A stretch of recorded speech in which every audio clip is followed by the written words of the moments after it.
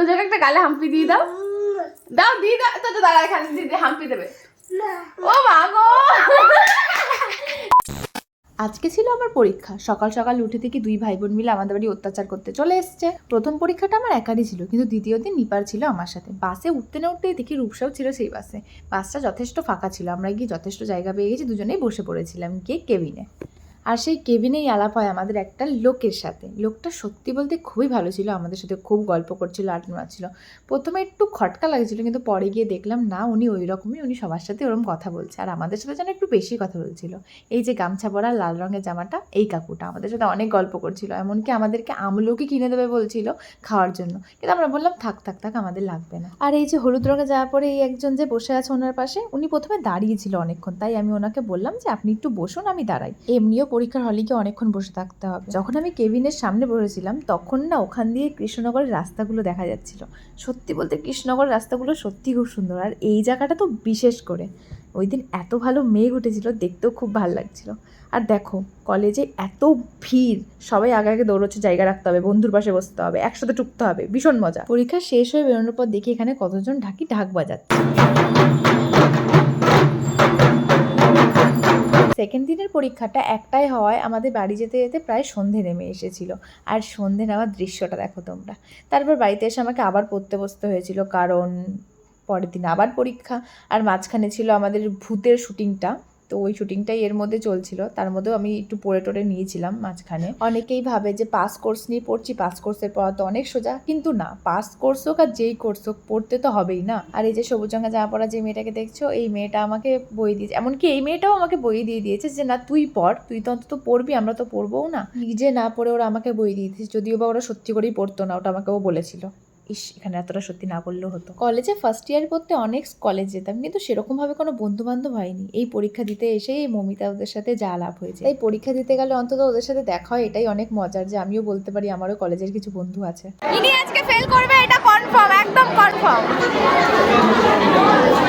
এ তো ফেল করবেই আগের পরীক্ষাতেও। আর এই দিন পরীক্ষা দিয়ে আসার সময় আমার প্রথমে বাস ফাঁকা দেখে বাসে উঠে পড়ি, কিন্তু বাসে ছিল প্রচণ্ড ভিড়, যেটা পরে হয়েছিল। তাই আমরা মাঝ রাস্তায় বাস দিয়ে নেমে পড়ি। তারপর আর কি, টোটোর অপেক্ষা, টোটো আসে না। ফাইনালি একটা টোটো আসে, আর আমাকে সামনেই বসতে হয়, কারণ টোটোতে জায়গা ছিল না, অলরেডি লোকজন ছিল। আমি কাকাকে বললাম তুমি আমাকে এইটুকু জায়গা দাও, আমার তাতেই হয়ে যাবে। তাই উনি আমাকে বললো তাহলে তুই সামনে বস। আমি ওনার সামনে বসে বসে চলে আসলাম, এই বৃষ্টির মধ্যে ভিজতে। মাঝখানে কদিন খুব গরম ছিল, এই বৃষ্টিটা দিয়ে একটু শান্ত করেছিল আর কি। শুনলাম নবদ্বীপের ঘাটগুলোতে নাকি ভালোই জল বেড়েছে, এবার নাকি আবার বন্যা টন্যাও হবে। জানি না, দেখা যাক। তোমাদের কি মনে হয় জানিও কিন্তু আমাকে, বন্যা হবে?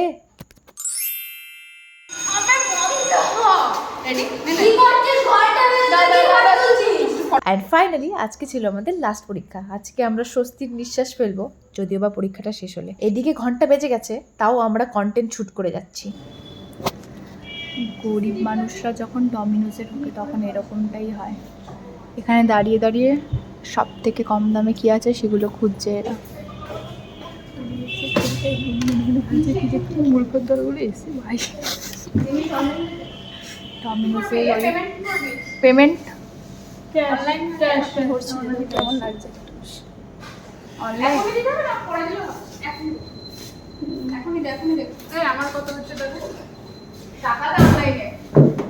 ক্যাশ নেবো না আমি, অনলাইন দে আমার কাছে, অনলাইন তাহলে ক্যাশ কর। হ্যাঁ আর কি পাচ্ছি,